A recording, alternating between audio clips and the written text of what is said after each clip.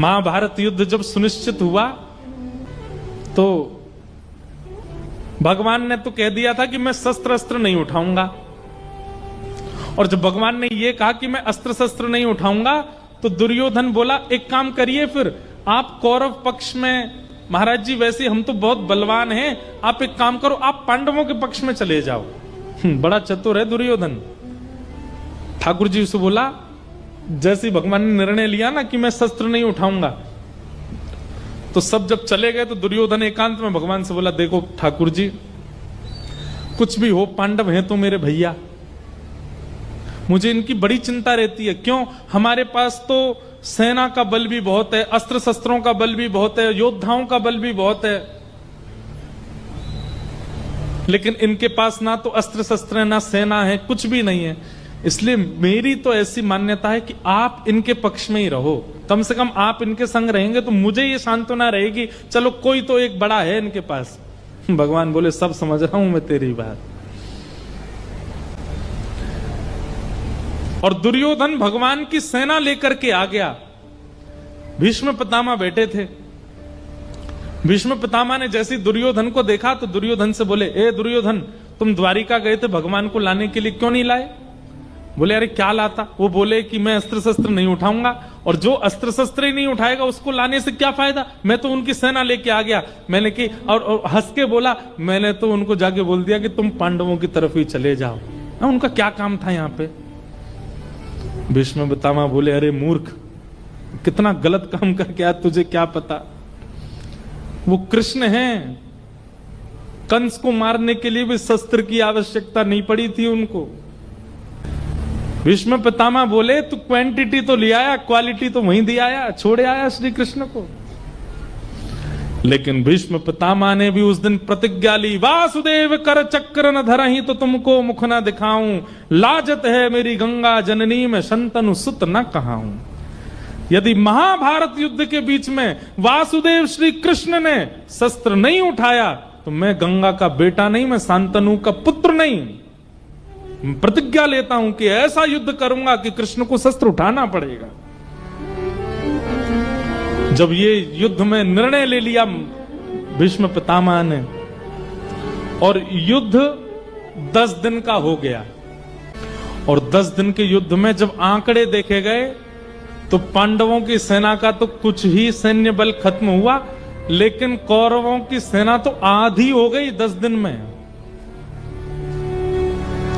और तब दुर्योधन अपनी भौहें चढ़ा, युद्ध में जब आंकड़े देखे गए तो पांडवों की सेना का तो कुछ ही सैन्य बल खत्म हुआ, लेकिन कौरवों की सेना तो आधी हो गई 10 दिन में। और तब दुर्योधन अपनी भौहें चढ़ा करके भीष्म पितामह के पास जाता है और कहता है, आप जैसे बड़े बुजुर्ग हमारे ऊपर बैठे हैं, फिर भी हम हार रहे हैं, कहीं ऐसा तो नहीं खाते हमारा अन्न है, भला चाहते हैं पांडवों का। भीष्म पितामह का ताम्रवर्ण हो गया। बोले, कैसे बोल रहा है तू? अरे तेरा अन्न खाने के लिए आया हूं क्या? यहां पर पांडव नहीं खिलाएंगे मुझे? दुर्योधन बोला, तो फिर क्यों हार रहे हैं हम लोग? क्यों हमारी सेना खत्म हो रही है? क्या हमारे पास शस्त्र नहीं है, अस्त्र नहीं है, आप जैसे योद्धा नहीं है, फिर भी हार रहे हैं हम?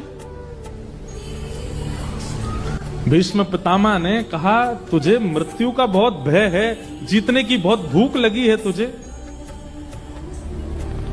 एक काम कर, तू भी पीछे रहना, सब लोग पीछे रहना, कल महाभारत युद्ध में सबसे आगे मेरा रथ खड़ा होगा और पूरी सेना का नेतृत्व कल मैं करूंगा। देखता हूं कैसे जीतते हैं ये पांडव। और सुन, एक बात और सुन। बोले, क्या?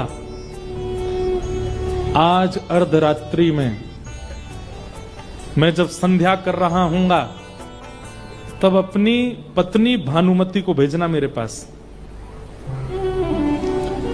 और उससे कहना चुपचाप आए, किसी को लेके ना आए, अकेली अर्धरात्रि में आए, और जैसी मैं संध्या करके निवृत्त हूं, मेरे नेत्र खुलने से पहले वो सामने हो, और मैं उठते ही अपनी संपूर्ण जीवन की संध्या का बल उसको अखंड सौभाग्यवती का आशीर्वाद दे दूंगा। नहीं मरेगा तू, बाण भी लगेंगे तो भी नहीं मरेगा, सुदर्शन चक्र भी अगर तेरा सर धड़ से अलग करना होगा, भीष्म पितामह के आशीष में इतना बल है, नहीं मरेगा तू। तेरी पत्नी को अखंड सौभाग्यवती का आशीर्वाद दे दूंगा मैं, जा। दुर्योधन बोला, आप तो बुरा मान गए, मैं तो बस कह रहा था कि आप ठंडे मत पड़ो, थोड़े गर्म रहो। चर्चा जो चल रही थी दुर्योधन और भीष्म पितामह के बीच में, पर कान खड़े हो गए भगवान कृष्ण के। बोले, अच्छा आज रात में भानुमति को आशीर्वाद मिलने वाला है। ठाकुर जी भी जानते हैं कि भीष्म पितामह के आशीष के आगे मैं पांडवों के संग खड़े होकर भी नहीं जिता पाऊंगा इनको। अगर पितामह भीष्म ने आज भानुमति को अखंड सौभाग्यवती का आशीर्वाद दिया तो। अर्धरात्रि का समय ठाकुर जी ने अपने बड़े बड़े काजल लगाए आंखों में। अर्धरात्रि का समय ठाकुर जी ने अपने बड़े बड़े काजल लगाए आंखों में, कानों में बड़े बड़े कुंडल पहन लिए, सिर पर स्वाफा बांधा, ऊंची ऊंची धोती पहनी और पुरानी सी उधरी हुई सी बगलबंदी पहनी और हाल में लालटेन लेकर के एक स्वाफा सा डाल के बिल्कुल ग्वारियां जैसा भेष बना लिया ठाकुर जी ने। और अर्धरात्रि में गए द्रौपदी के पास।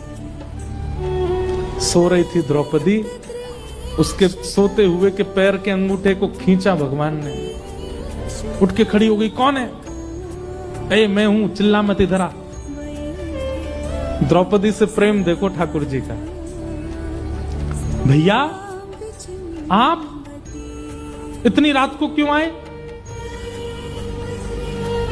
बोले क्योंकि तू सोती रहेगी तो तेरा भाग्य भी सोता रहेगा, जल्दी चल मेरे साथ।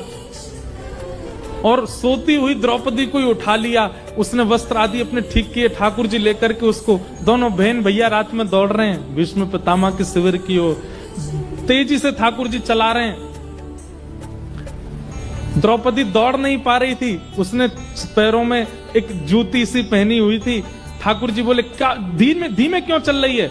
बोले अरे कन्हैया चलो ना जा रहा, देख मेरे पामन में मैंने जूती पहनी। ठाकुर जी बोले रुक, पाम उठा, और उसकी दोनों जूतियां ठाकुर जी ने अपने हाथ से उतारी और अपने ऐसे बाम में दबा लिए। बोले अब ठीक है, चल हाथ पकड़, जल्दी दौड़। और लेकर के उसको दौड़ रहे, द्रौपदी की जूतियां दबा करके दौड़ रहे और समझाते जा रहे हैं, सुन पितामह भीष्म के पास जा रहे हैं हम, घूंघट कर लियो, मुख मत दिखाइयो अपनो, और चुपचाप भीतर जाइयो। भीतर जाके पितामह भीष्म के चरणन में प्रणाम करके आशीर्वाद लेके चुप बाहर आ जाइयो। बोले दिन में भी तो जा सकते थे आशीर्वाद लेने, रात में क्यों जाना है? बोले सब बातें अभी नहीं बताऊंगा, बाद में बता दूंगा, बस जितना कह रहा हूं उतना करियो। और कहीं वो पूछे कि अकेली आई हो तो बस इतना कह दियो अकेली नहीं आई, हमारी गौशाला का ग्वारिया साथ में आया है, वो मुझे राखी बंधवाता है, मेरा भैया, ऐसा ऐसा करके कुछ कह दियो, नौकर आया हमारा। और तुरंत बस इस बात का ध्यान रखियो, आशीर्वाद लेती भगियो वहां से। द्रौपदी बोली ठीक है। ठाकुर जी तो बाहर ही रुक गए, द्रौपदी को भेजा, जाओ भीतर। भानुमति आवे उससे पहले द्रौपदी पहुंच गई और घूंघट करके भीष्म पितामह के सामने जाकर के बैठ गई। भीष्म पितामह संध्या वंदन कर रहे थे और संध्या पूर्ण करके एक संत कह रहे थे कि भानुमति भी आ गई थी। भानुमति घुसने वाली थी, ठाकुर जी दौड़े दौड़े वहां के पास गए। बोले अरे आप यहां क्या कर रही हो? बोले मैं ठाकुर जी ने रूप बदल रखा था, पहचान में आ नहीं रहे थे। बोले मैं तो आपको ही ढूंढ रहा हूं इतनी देर से। बोले क्या हुआ? बोले दुर्योधन को हृदय में पीड़ा हो रही है, बहुत जोर से आपका नाम बोल रहा है, जल्दी जाओ उसके पास। भानुमति बोली अब जिसके सौभाग्य का आशीर्वाद लेने आए उसी को ही अटैक पड़ रहा है तो चलो। दौड़ करके भानुमति गई दुर्योधन के पास और वहां दुर्योधन चुपचाप बैठा था, शांत। भानुमति जैसे ही पहुंची, पतिदेव स्वामी क्या हुआ? बोले क्या हुआ? तो लिया ही आशीर्वाद, भीष्म पितामह मिल लिए? वो नहीं, मुझे तो एक ग्वारिया मिला, वो बोला कि तुम्हारे हृदय में दर्द हो रहा है, मैं तो दौड़ी। अरे तूने क्या किया? जल्दी जा दौड़ के। इतने में तो खेल कर दिया ठाकुर जी ने। अंदर द्रौपदी गई हुई थी,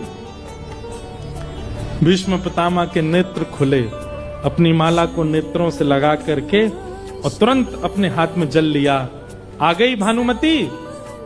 द्रौपदी बोली बोलना कुछ नहीं है, सिर हिलाई। भीष्म पितामह गए और अपने हाथ में जल लेकर के अपने संपूर्ण जीवन में मैंने अखंड